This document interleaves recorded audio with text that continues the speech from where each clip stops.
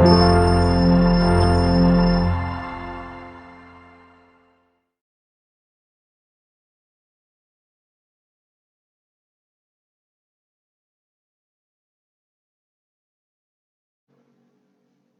selamat siang.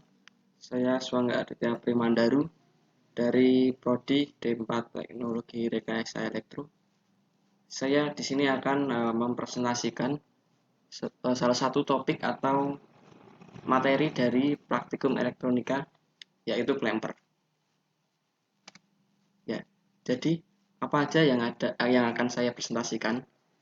Yang akan saya presentasikan yaitu satu, pengertian clamper, kemudian ada cara kerja clamper, dan yang ketiga jenis rangkaian clamper, kemudian ada kegunaan clamper, dan yang terakhir nanti akan saya simpulkan. Oke, jadi yang pertama, apa sih sebenarnya itu clamper?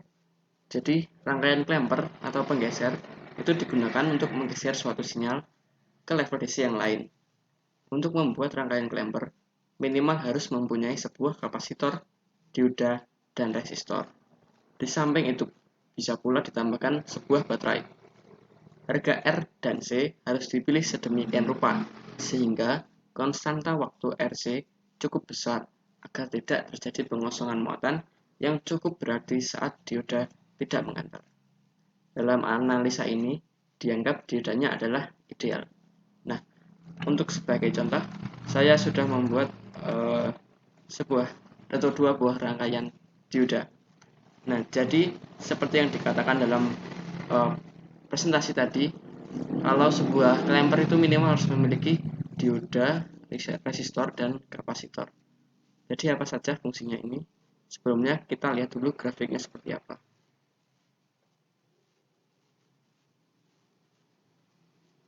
Ya, ini adalah untuk yang rangkaian yang atas atau yang pertama.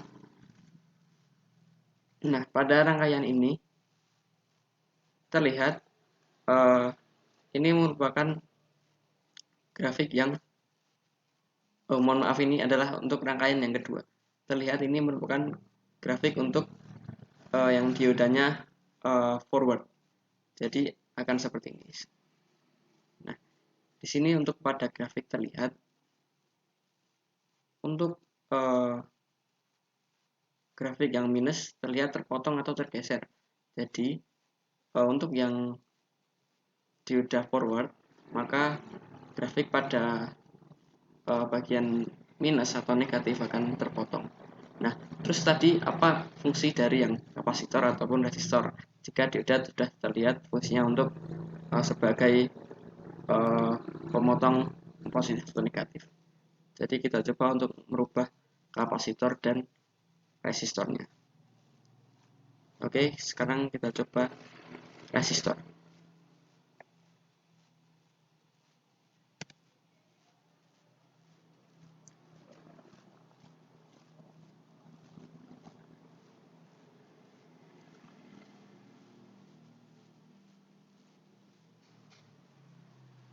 Nah, seperti yang terlihat, untuk resistor jika ditambah tahanannya itu akan berpengaruh pada output yang dihasilkan akan lebih besar. Jika tadi hanya sekitar 13 volt, 13,5, sekarang berada di 20 volt. Itu sangat berarti jika resistor ini menambah output yang dikeluarkan dari rangkaian clamper ini. Kemudian sekarang kita coba lagi untuk menambahkan kapasitansi kapasitor.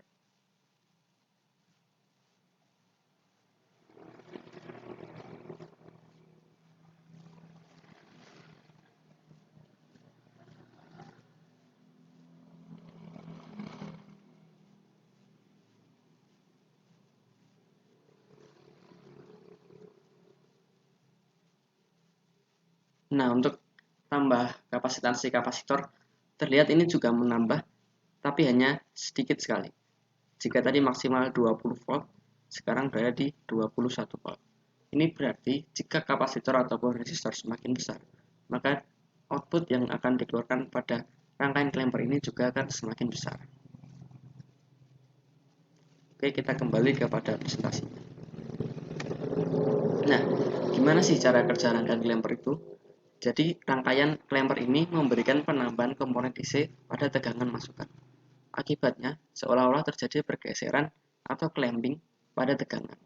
Jika penambahan komponen DC negatif, maka terjadi pergeseran tegangan ke bawah atau negatively, dan begitu pula sebaliknya. Nah, jadi ini nanti clamper ini akan terbagi menjadi dua, yaitu untuk yang positif bias dan negatif bias. Seperti sudah saya jelaskan pada Proteus tadi, yang berperan adalah dioda untuk menentukan ini adalah positif bias atau negatif bias. Nah, seperti ini contohnya. Ini adalah clamper positif bias. Clamper dengan positif bias adalah rangkaian clamper di mana pada dioda diberikan tegangan DC forward, yang berarti dioda ini berposisi menjadi dioda yang forward karena dia akan sejalur dengan aliran listrik ini, arus listrik. Nah, seperti yang sudah saya contohkan tadi di Proteus, grafiknya akan seperti ini. Kita lihat yang tersisa hanyalah bagian positifnya saja, sementara bagian negatifnya sudah terpotong atau tergeser karena dioda forward dan clamper menghasilkan positif bias. Nah, kemudian ada juga yang clamper negatif bias. Clamper dengan negatif bias adalah rangkaian clamper di mana pada komponen dioda ditambahkan sumber tegangan DC yang arahnya berkebalikan dari arah dioda saat on atau mengalirkan arus listrik. Jadi, dioda dipasang dengan posisi reverse. Jadi, dioda berlawanan arah dengan arus listrik sehingga akan menghasilkan negatif bias karena posisinya reverse tadi. Ya, seperti ini posisi grafiknya. Terlihat memang seperti terbalikan dari positif bias karena memang diodanya memang dibalik, jadi yang terpotong adalah bagian positifnya. Jadi yang tersisa negatifnya. Nah, kemudian apa saja kegunaan clamper untuk kehidupan sehari-hari? Jadi clamper ini dapat digunakan dalam aplikasi. Pertama, sebagai penyeimbang garis dasar untuk menentukan bagian dari sinyal pencahayaan ke tingkat yang telah ditetapkan pada kompleks pemancar televisi. Yang berarti stasiun televisi itu membutuhkan clamper. Kemudian digunakan dalam peralatan uji sonar dan radar sistem. Dan yang ketiga, melindungi amplifier dari sinyal yang tidak baik. Kemudian yang keempat, clampers juga dapat digunakan untuk menghilangkan distorsi. Kemudian digunakan juga meningkatkan waktu pemulihan overdrive. Dan yang terakhir digunakan sebagai doublers tegangan atau pengganda tegangan. Nah, untuk itu mari kita simpulkan.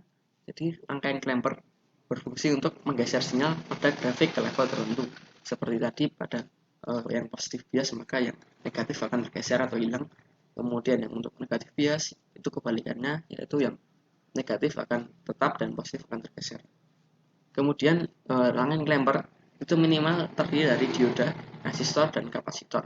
Tadi sudah kita lihat di Proteus apa saja gunanya dioda, resistor, dan kapasitor. Dioda berfungsi untuk menentukan kalau ini adalah positif bias atau negatif bias tergantung dengan posisi diodanya, reverse atau forward. Kemudian untuk resistor dan kapasitor itu menentukan untuk outputnya apakah akan lebih besar atau lebih kecil tergantung dengan resistor dan kapasitornya. Kemudian dioda pada rangkaian clamper berfungsi untuk menggeser sinyal pada grafik, seperti sudah saya jelaskan tadi. Kemudian rangkaian clamper memiliki dua jenis, yaitu positif dan negatif, yang membedakan pergeseran pada sinyal grafik. Ya, mungkin itu saja untuk penjelasan presentasi tentang clamper ini, dan ini merupakan daftar pustaka yang atau referensi yang saya ambil.